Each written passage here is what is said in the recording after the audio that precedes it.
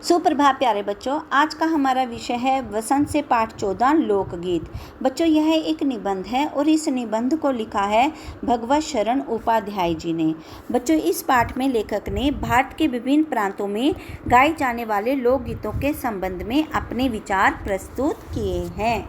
देखिए बच्चों, यह इस चित्र में कुछ पुरुष आग के पास बैठकर डफली बजाकर गाना गा रहे हैं। इसे कहते हैं लोकगीत। बच्चों, लोकगीत समूह में गाए जाते हैं, ठीक है। और लोकगीत होते क्या हैं? लोगों के द्वारा अपने द्वारा बनाए गए गीत, जिन्हें वे ऋतुओं में, विशेष अवसरों पर और विशेष त्योहारों पर गाते हैं। और ये गीत जो होते हैं बच्चों, वो उनकी अपनी भाषा के यानी कि क्षेत्रीय भाषा के गीत होते हैं। यानी जिस क्षेत्र में वे लोग रहते हैं उस भाषा में वे लोग गाते हैं।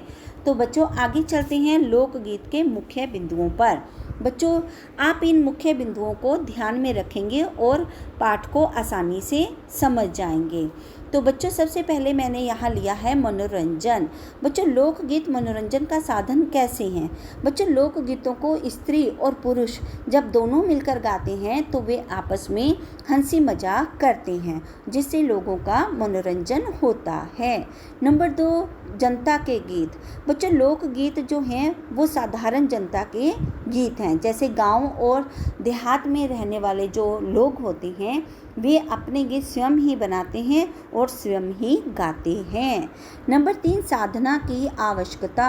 लोकगीतों को गाने के लिए किसी भी अभ्यास की आवश्यकता नहीं होती। यानी कि लोगों को इनमें किसी भी सुर का ज्ञान नहीं होता। वे जब चाहें ऊंची और नीची आवाज़ में इन गीतों को गाते हैं। नंबर 4, स्त्रियों और पुरुषों के गीत। बच्चों, कुछ लोकगीत स्त्री और पुरुष मिलकर गाते हैं और कुछ लोकगीत स्त्री और पुरुष अलग अलग गाते हैं।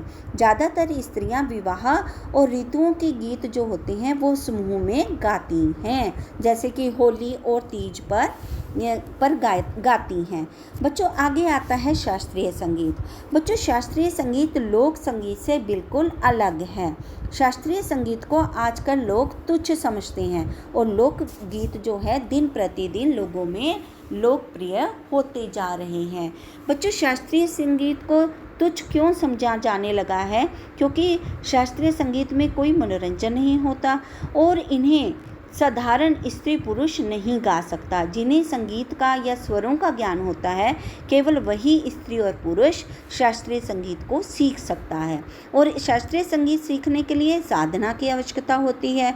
लेकिन आजकल जो लोग हैं वो अभ्यास नहीं करना चाहते। वे जल्दी जल्दी गाकर अपनी लोकप्रियता को बढ़ाना चाहते हैं। चलिए अब चलते हैं मुख्य लोकगीतों पर।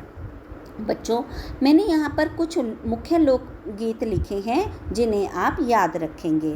बच्चों, पहाड़ों पर रहने वाले लोग पहाड़ी गीत गाते हैं। उसी प्रकार चैता, कजरी मीन्स ऋतुओं के गीत, बारामासा, सावन, और पंजाब प्रांत में माहिया, हीर रांझा, सोनी महिवाल, और राजस्थान में ढोला मारू, कहरवा, बिरहा और धोबिया।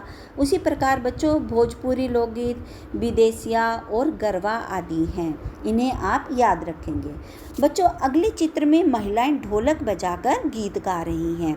यानी कि महिलाएं अपनी पसंद के लोकगीत गा रही हैं। और ऐसे लोकगीत बच्चों हमें भी शादियों में सुनने को मिलते हैं और स्त्रियां आपस में लोकगीत गाकर हंसी मजाक करती हैं।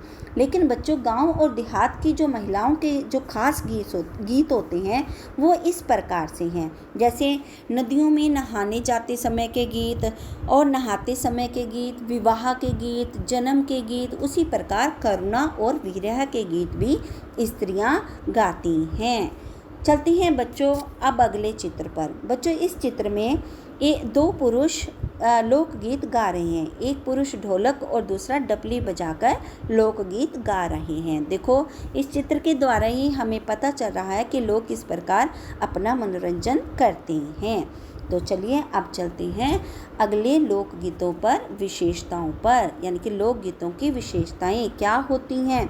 बच्चों, लोकगीतों की ये विशेषता है कि ये विशेष अवसरों और त्योहारों के गीत हैं। नंबर 2, इन गीतों को में बाजों के बिना गाया जाता है। ये गीत जो है इनमें बाजों की आवश्यकता नहीं होती, ये बिना बाजों के गाए जाते हैं, साधारण ढोलक, झांझ, तरकाल, बांसुरी आदि के साथ। जैसे ये देखिए बच्चों, यहाँ पर एक पुरुष ढोलक बजा रहा है और दूसरा डपली बजा रहा है, बस इसमें कोई ज़्यादा म्यूज़िक की आवश्यकता नहीं होती। तो अगला है, इन गीतों का संबंध गांव और देहातों से होता है, यानी कि इन्हें जनता यानी कि साधारण जनता के लोग गाते हैं।